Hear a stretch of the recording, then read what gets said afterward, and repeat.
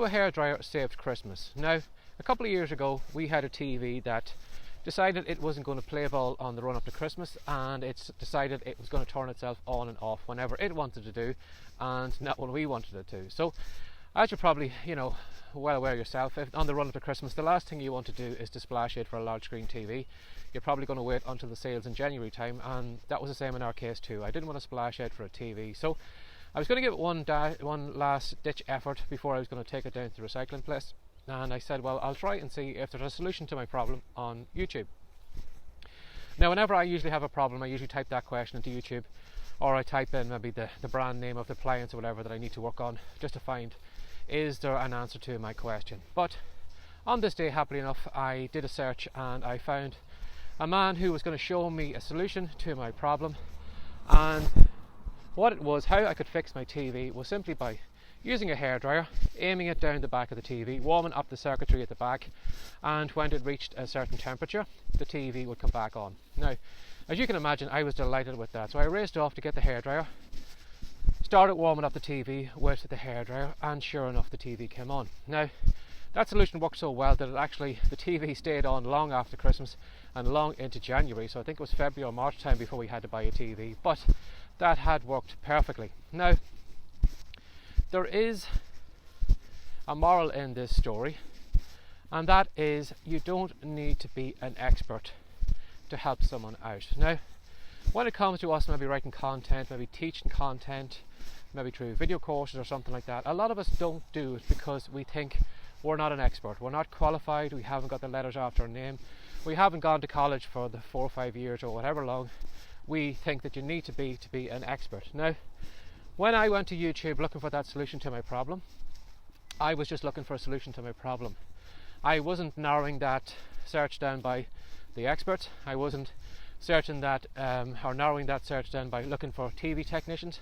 I was just looking for a general solution that somebody had created, and that's something you need to get into your head. You might have this kind of idea or notion that an expert is somebody who is way far above you, who has those degrees, who has the letters after your name, whereas you are just a average Joe or Jane Smith, and you don't have the qualifications, so you're not really an expert. And I'm here to tell you that you are.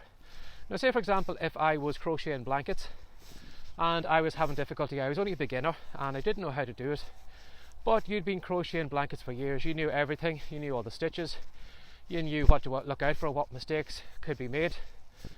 In my eyes, from where I am to where you are an expert. If I'd never changed a wheel before on my car, and again I seen a YouTube video, or I seen a friend changing a wheel without a problem, they showed me exactly how to do it, I would consider them an expert at changing wheels. And that's something you need to get into your mind. You are probably looking at yourself as someone maybe who hasn't gone through college, again somebody who hasn't got this kind of college experience or whatever, but if you have a solution to someone's problem, you should be out there creating some kind of content. You should be training people and helping them, even though you're not an expert in your eyes. As I said, I didn't care if that man had never gone to TV school. I didn't look to see what qualifications he had. I just wanted a solution to my problem, and he gave me a solution, and it was a solution that worked. So in my eyes, he was an expert on TVs because he showed me how to get my TV working again. So if you are maybe putting other people up on a pedestal, all these experts you see like in news shows and TV shows and all these different places, you probably say, well, they are an expert, but I wouldn't consider myself an expert. And again, as I said, if you can do something that somebody else behind you can't do, you are an expert in their eyes, and you really should be creating content, either written content, books, video courses or whatever, showing that person how they can get from where they are up to your point. And then as you get more experience in whatever it is that you are doing, you're going to be moving along ahead of them further, and you are constantly going to be an expert, so you can kind of drop your breadcrumbs behind them, and you can show them how they can get from where they are to where you are.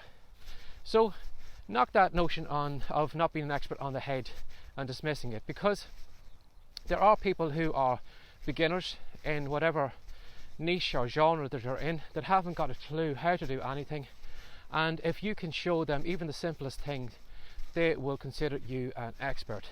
So, you know, if you are holding yourself back, maybe you are thinking, well, I'd love to create a video course like other people do. I'd love to make more money training or coaching or something like that, but I just don't think I'm an expert. I'm here to tell you that you probably are, and you're probably more of an expert than you think you are. If you maybe do a Google search, whatever, again, niche or genre or whatever you're in at the moment, if you maybe go to Google and just type in the very basic question that somebody would ask, you know, in whatever you are doing, I'm sure you're going to find a lot of these beginner questions that you'll probably laugh at, that they are so ridiculous because they are so far behind where you are with the knowledge you have at the moment. You know, you have learned all those things maybe months and maybe years ago, and the fact that somebody is asking that question sometimes is probably making you laugh. But that person is going to Google, they're going to YouTube, and they are having those basic problems, but they're looking for a solution to it. They don't care if you're an expert, if you've got college, if you've got letters after your name or whatever.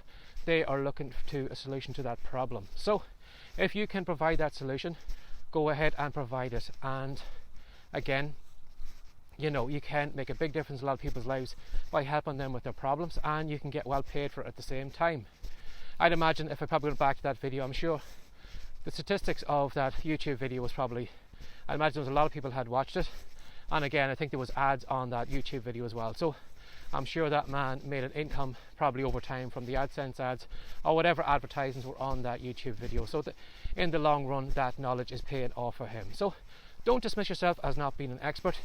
To somebody else who is far behind you, somebody who is a beginner, a novice, hasn't got a clue what they're doing, they will see you as an expert. So you should be creating that content from them and putting it up there, again, on your own website or creating content for YouTube or whatever. But you are an expert in someone else's eyes. Never forget that.